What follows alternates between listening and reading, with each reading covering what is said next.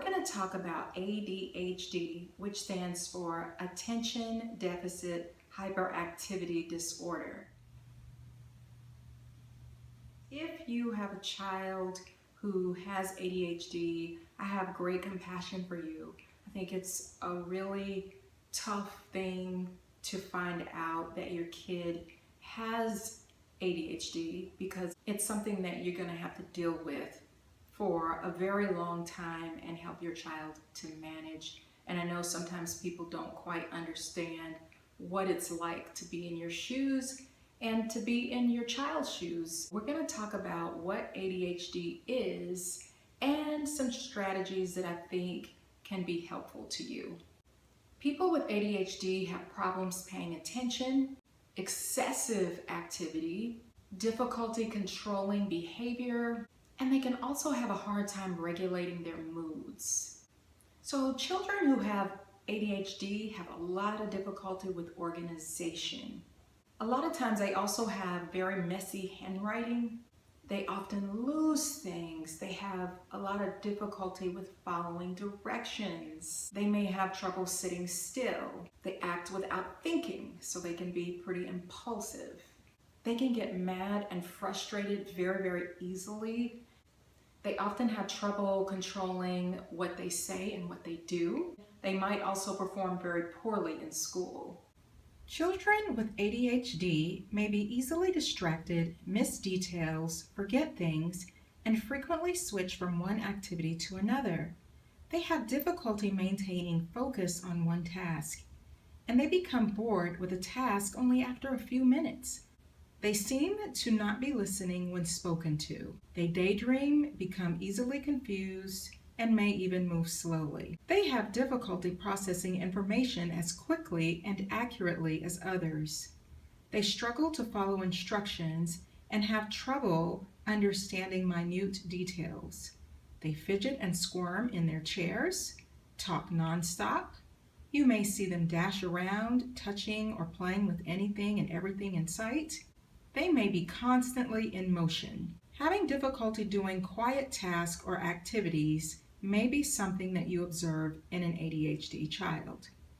They may be very impatient or blurt out inappropriate comments, show their emotions without restraint, and act without regard for consequences. They have difficulty waiting for things they want or waiting their turns in games, and they often interrupt conversations or others' activities. Now, what's interesting about a kid with ADHD is if there's something that they really, really love and are interested in, like a video game, a movie, that can hold their attention for long periods of time. It is much harder for a kid with ADHD to stay focused on something for a long period of time. Now, a lot of times we hear that people with ADHD outgrow the ADHD. And that's because their brains catch up in growth by the time they're a certain age. Now, it can turn into an inner restlessness that you can see in teenagers and adults. So ADHD can affect certain areas in the brain that help us to problem solve. Parts of the frontal lobe may mature a few years later in people with ADHD.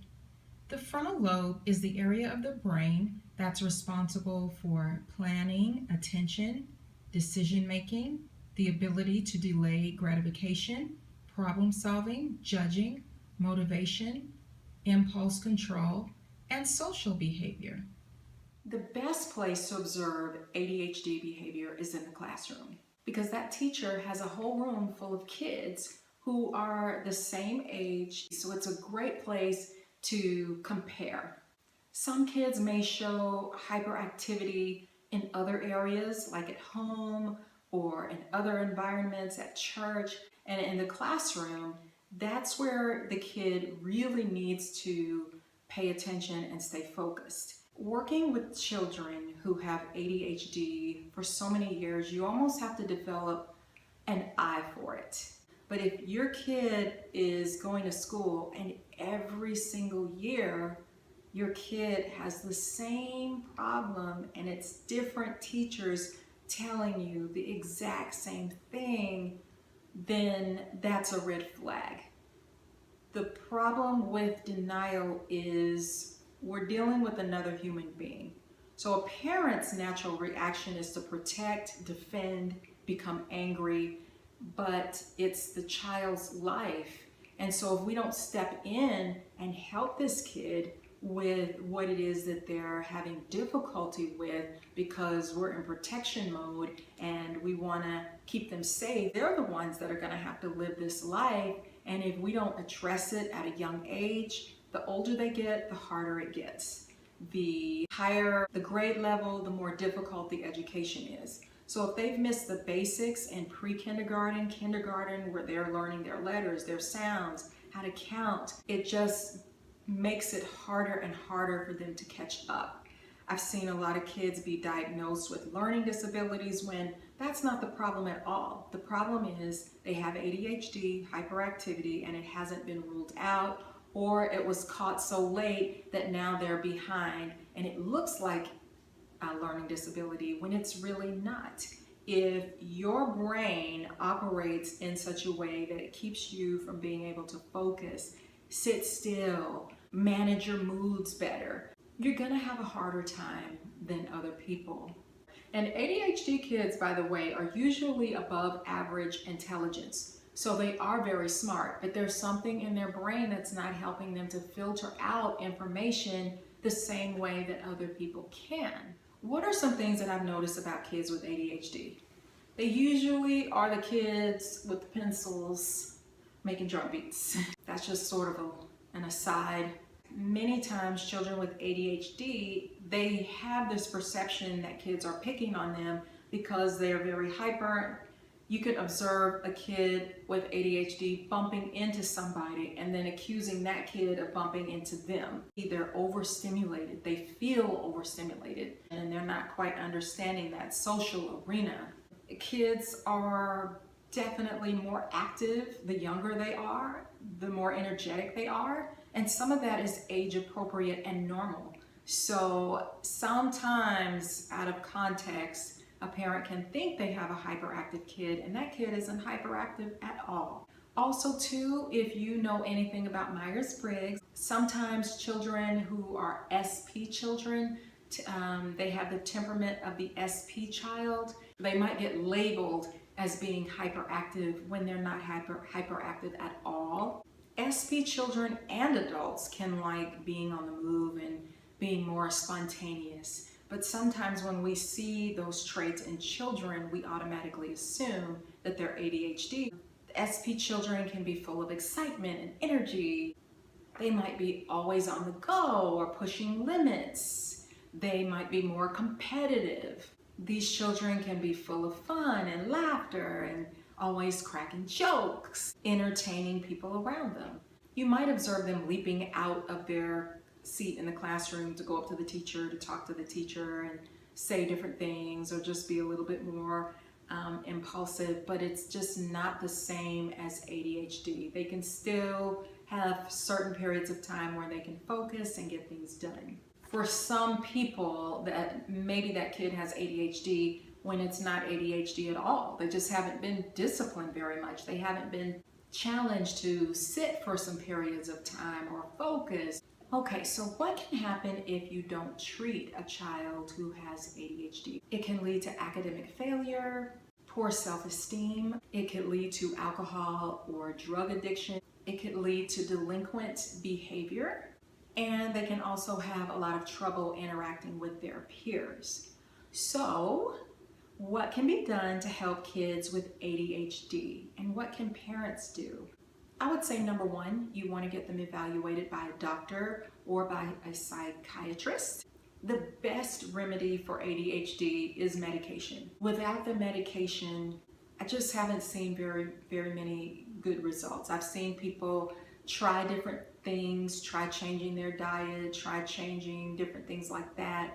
But, and I'm not saying that you shouldn't. I have no problems with anybody ruling it out, but it's just if that child truly has ADHD, I have not seen anything work as effectively as medication. So the best combination for a kid with ADHD would be medication, counseling, and great parenting. The reason I say counseling is because kids with ADHD usually get very behind on their social skills because they haven't been able to develop those because they've been so distracted. Play therapy can really help with that a lot. You probably want to go to your school counselor. They usually have information that can help you with this area. Don't make the teacher your enemy. And I know that that's tempting to do because you feel frustrated, you feel scared, you feel angry, but that is probably the worst thing you can do because you need support and your child needs support. So you want to cooperate with that teacher, you want to team up with that teacher. You're going to have to be that child's organization system. Kids with ADHD, they're probably going to leave things at school, they're probably going to forget their assignments, they're going to forget to turn in their homework, they're not going to have pencils, they're not going to have materials, they're going to do their homework with you and forget to turn it in the next day. Their desks at school are going to be a mess. You look in their backpack, it's going to be in disarray, very disorganized. So that's where the parent has to come in and be that organization system and just know that you're going to have a lot more patience because you're going to have a bigger job to do. You're going to have to help your kid to organize. You're going to have to structure that child's day every day. You know, what do you do as soon as you get home? Do you have a specific time when you do homework? Where's the place that you do homework? You can use timers and tell your child, okay, I'm going to set the timer for 10 minutes, and when the 10 minutes is up, then you need to complete this amount of work. You're going to have to help them with organization pieces that they can use at school to write down what their assignments are, or have a system where maybe once a week you and the teacher write back and forth or email. Before that week is up, you need to check and see if there are any missing assignments. So you're going to have to structure your child's environment for them and have lots and lots of patience. You also might want to do a reward system with your child. People want children to be intrinsically motivated, but sometimes that doesn't work anymore. So you want to create some type of reward system for your kid and also be realistic. If you're making them wait an entire week for a reward, or they have this huge list of things that they have to get done in order to get that reward, that's going to be extremely difficult for an ADHD kid. So it might be a little sticker, a little smiley face each time they do something positive. You want to reinforce that positive because that kid is going to have some self-esteem issues possibly, and you want to still teach that kid or help that kid to retrain their brain and retrain their actions, that when they do something good, then hey, you're getting a little reward for it, and maybe the stickers can build up to something bigger for the end of the week. They're not going to be perfect. They are going to make some mistakes. So if you are holding them to that type of standard, you might as well not even do it. It's got to be broken down into the smallest level possible for ADHD kids. Hang in there. I know it's a challenge. I'm sure you're doing the best you can, and I'm sure that you're doing a great job in many, many, many ways.